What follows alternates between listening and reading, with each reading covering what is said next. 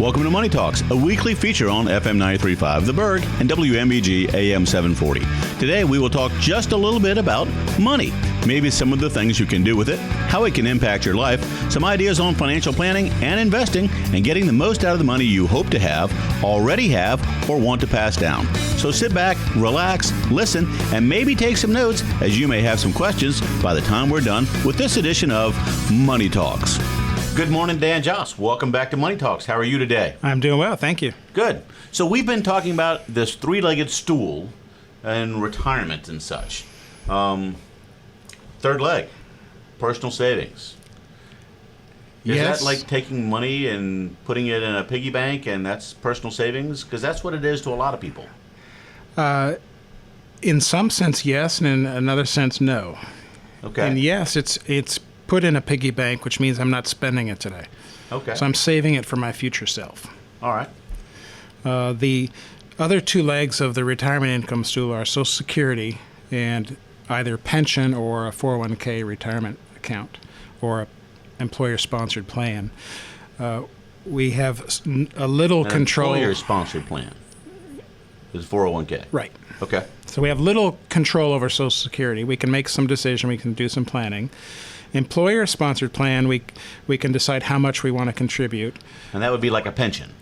Yep. And those are now replacing pensions the 401k. For the most part. Right. Okay. So I count those as the second leg, pensions or employer-sponsored plans. Gotcha. And we have some control over those, but depending on our employer, we get what we get. Right. And we can either save more or less, or we pay what's required for the pension. It's taken out of our checks, and we get what we get. Okay. Personal savings is the leg of the stool that we can totally control. Because it's really about self-discipline there. How much I'm saving choices for the future, and then if I've decided I'm going to save a certain amount, where do I save that is the next question.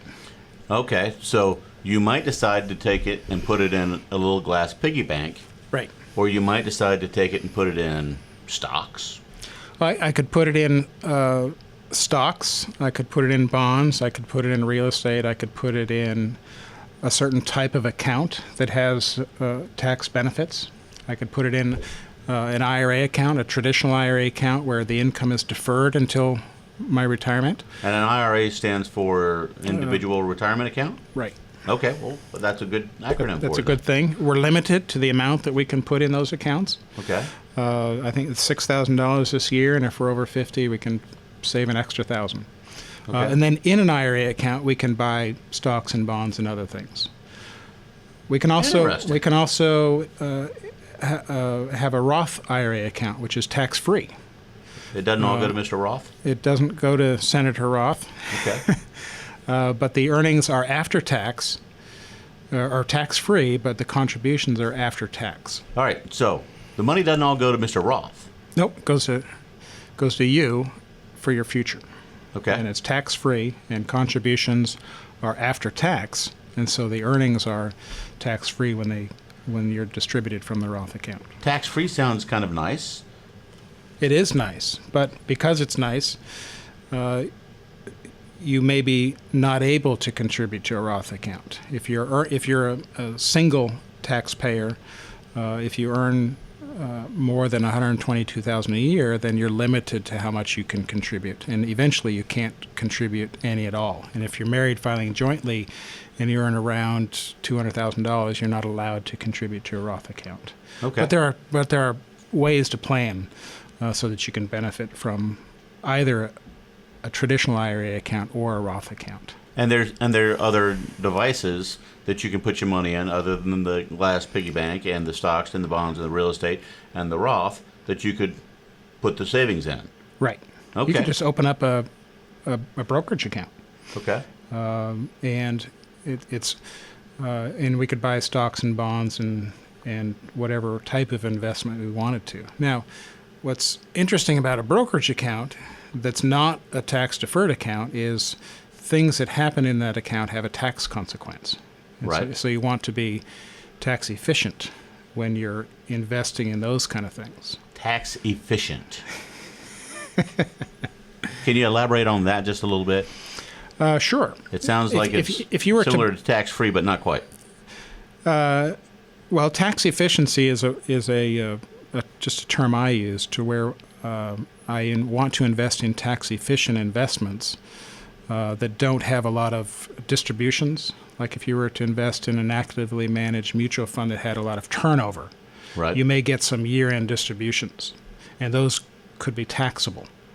And so if you have the choice of a tax-efficient investment and a tax-inefficient investment, you'd want to put the tax-inefficient investments in an IRA account or a Roth account where the taxes don't matter. Okay. So I could have a stock that pays a qualified dividend, index-type fund that has low turnover and low distributions. Those would be great for a brokerage account. Okay. All right. Well, we're running low on time, but I think one of the things that I really picked up on in this conversation is personal savings is really about personal choices. Right.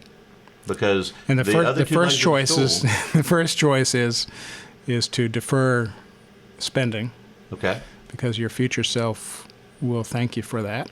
Right. And then the second choice is where do we put those savings? Okay. All right. That's good. So the first leg was pensions and 401k, employer-sponsored stuff. Then the next one was Social Security. And you don't have a whole lot of say in those as the savings go on. But the personal savings, you really do have a choice in how to do it. And that's where getting someone like you to sit down and talk to and do some more steering, because the other is helpful to have you with, but the personal savings is a great thing to chat with Dan Joss about. Dan, how does somebody get in touch with you?